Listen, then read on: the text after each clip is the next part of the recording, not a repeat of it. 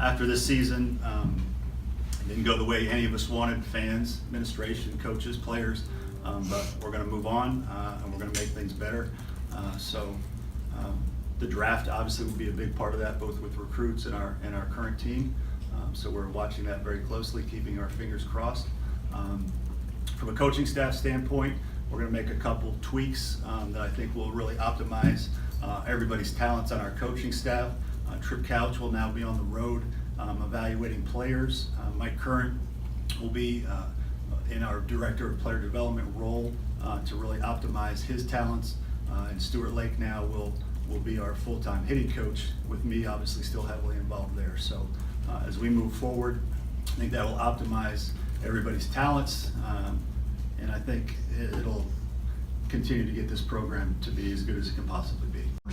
Kind of evaluate the class coming in and what kind of impact you think they can make. Yeah, well, obviously if the draft class, stays together, this is a really good class, both in high school high-end players, and the JUCO class I think is the best collection of JUCO players in the country. I don't think that can be even be debated. So a lot of impact players coming in. We have to get them through these next couple days.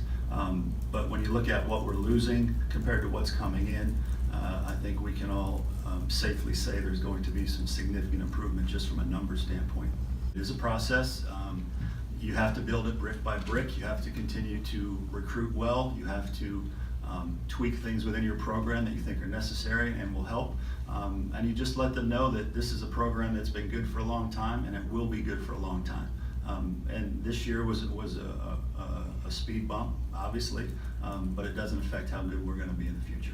If I look at a turning point in terms of how the pitching was affected, I think when we took that visit out to the mound at Clemson and Carmen Majinski had to come off the mound with a broken foot, to me that started the dominoes of the pitching staff having to be stretched and pushed a little bit too far.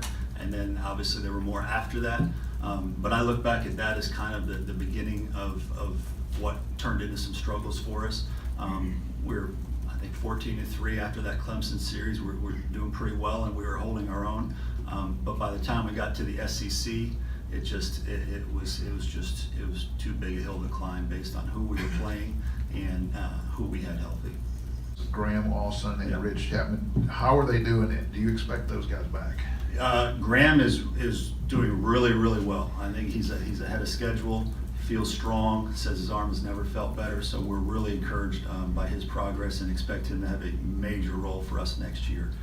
Rich Chapman is not quite as far along, has had a few more roadblocks along the way, but he's also a guy we're hopeful that can help us next year. And if they can both help us, there's 2 95-mile-an-hour arms that we didn't have this year, so now they can be a big piece of the puzzle. What are expectations now for Noah heading to the Cape? Yeah, I think with him, it's just a matter of, it was probably a combination of putting a little bit too much pressure on himself.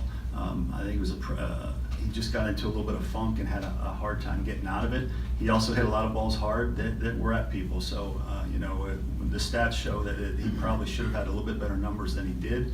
But I also think he learned some things. I think he learned that the bunt needs to be a big part of his game.